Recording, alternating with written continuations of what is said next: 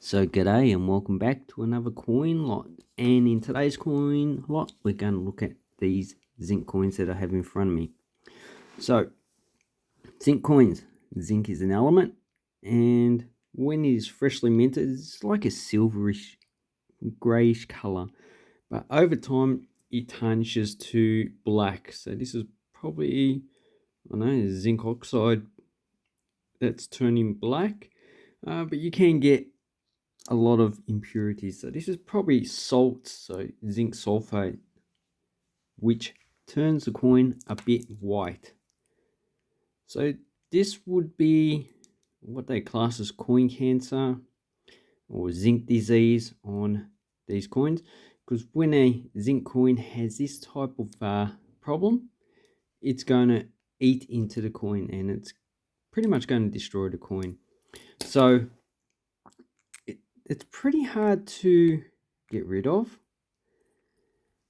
And a lot of times it stays and slowly it destroys the actual coin. So this is probably because these coins have been kept improperly. If they were in the environment, they'd probably be in worse condition than this.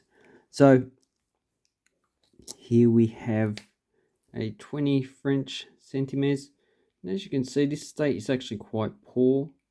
So a lot of the times you do get bulges and bubbles in the actual coin because the actual metal expands as it changes into a different element. So from pure zinc into something zinc oxide, zinc sulfate, and other different elements. So there's probably not just one element that's turned into. And you can also see it's starting to flake off. So as the metal changes from zinc to another element, it becomes incompatible to be part of the coin. So then it just starts to break off and becomes brittle.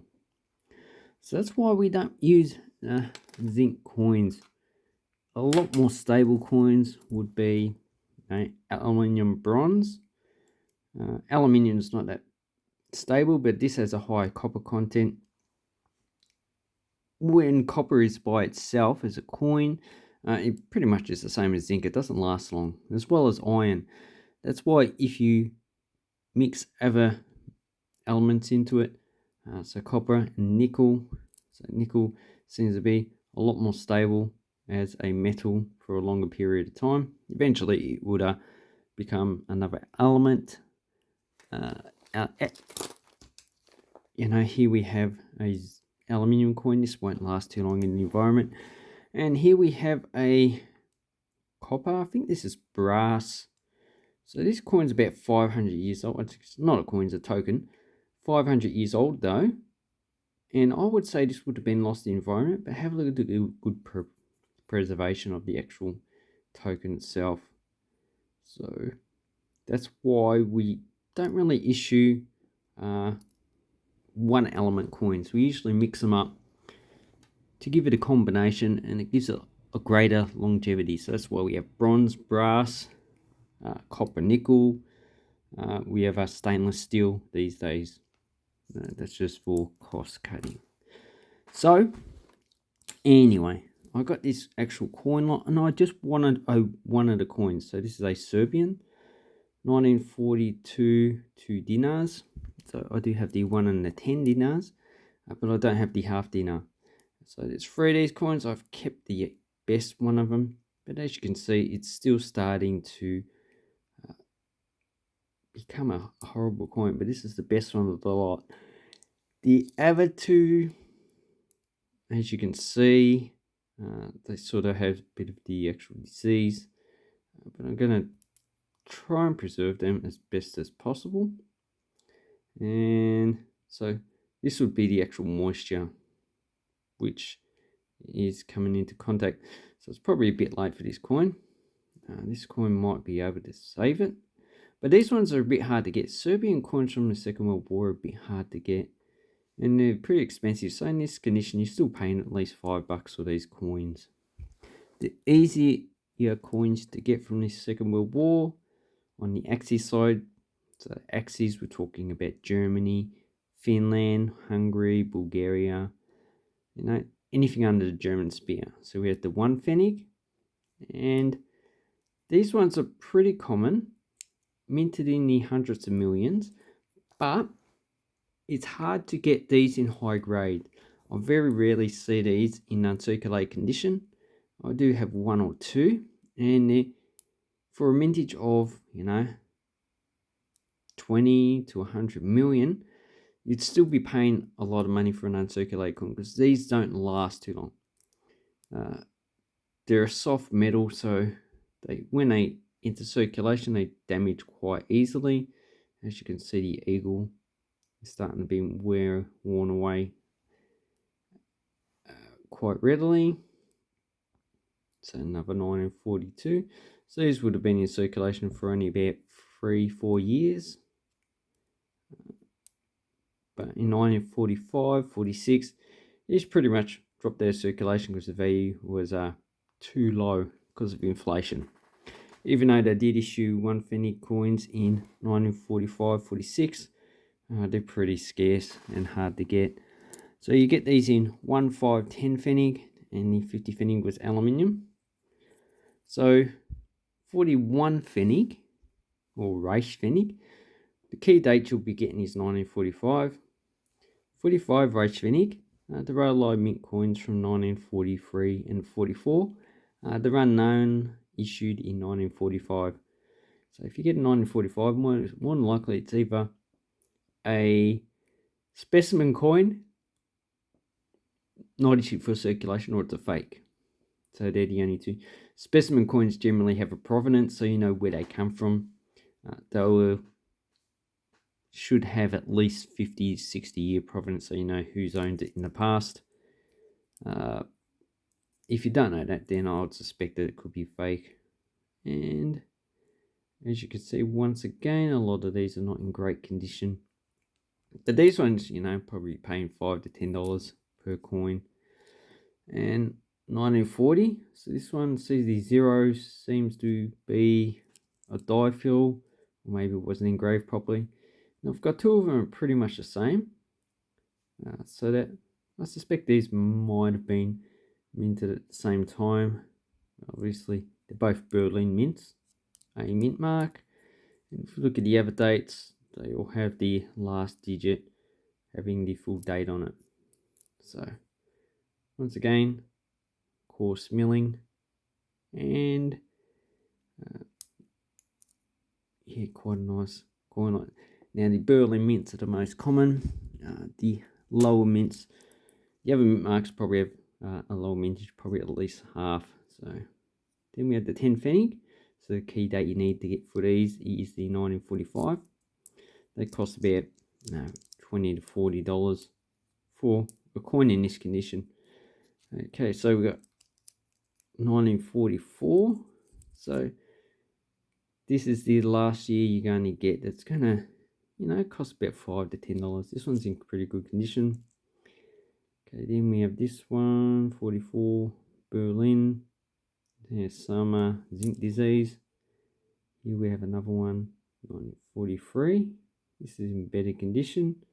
Although, as you can see, zinc. Really, you need to try and put in a cover. Obviously, this one's probably going to be too far gone. It's going to be hard to preserve it. And then there's these coins. So this one seems to be pretty good. Although it does have a lot of blotches where the actual metal has expanded. So that's the 10 Pfennig.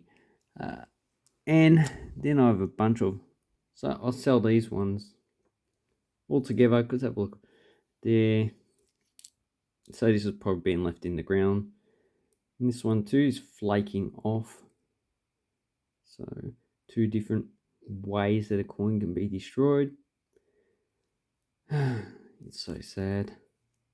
But they're still common. Berlin mint mark. Yeah, as you can see, the eagle. It's pretty terrible on that one. So these ones probably only $1 or $2. And we have the World War I coins.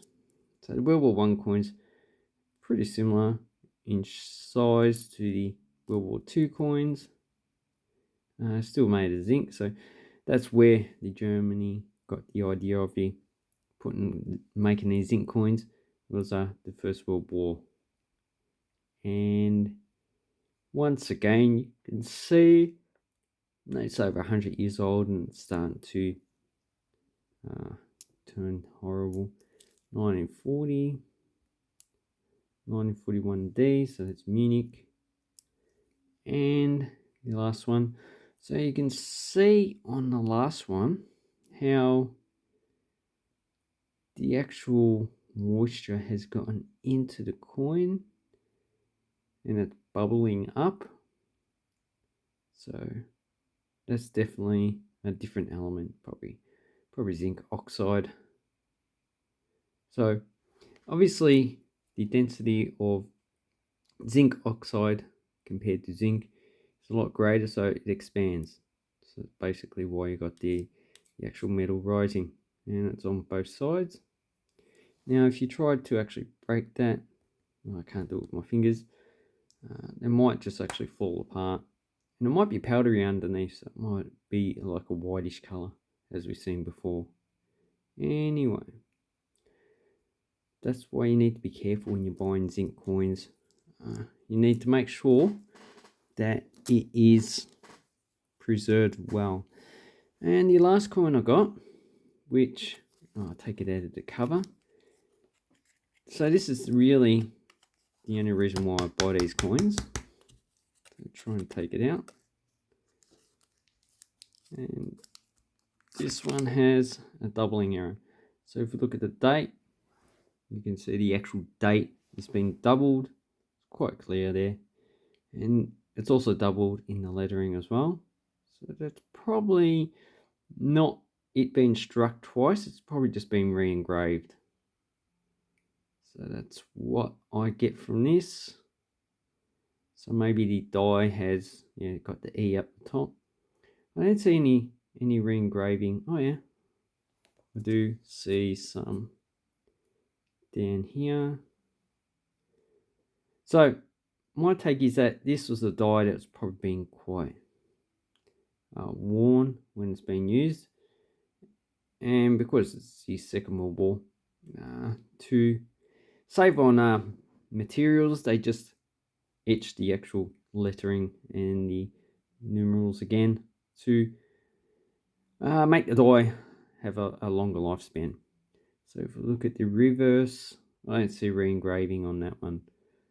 So obviously when they paired these dies, one of them was in better condition than the other one. This one is slightly off center, which is not too unusual for world coins. Even Australia coins have that quite, especially on the $1 and $2, quite often. Anyway, I hope this helps you with your coin collecting. Zinc coins, yeah, nice, but you need to be careful on what you are buying, because zinc coins they don't really last that long in the environment. So thank you very much and have an awesome coin and banknote collecting time. Leave a comment down below if you need to know any more information. Thank you and goodbye.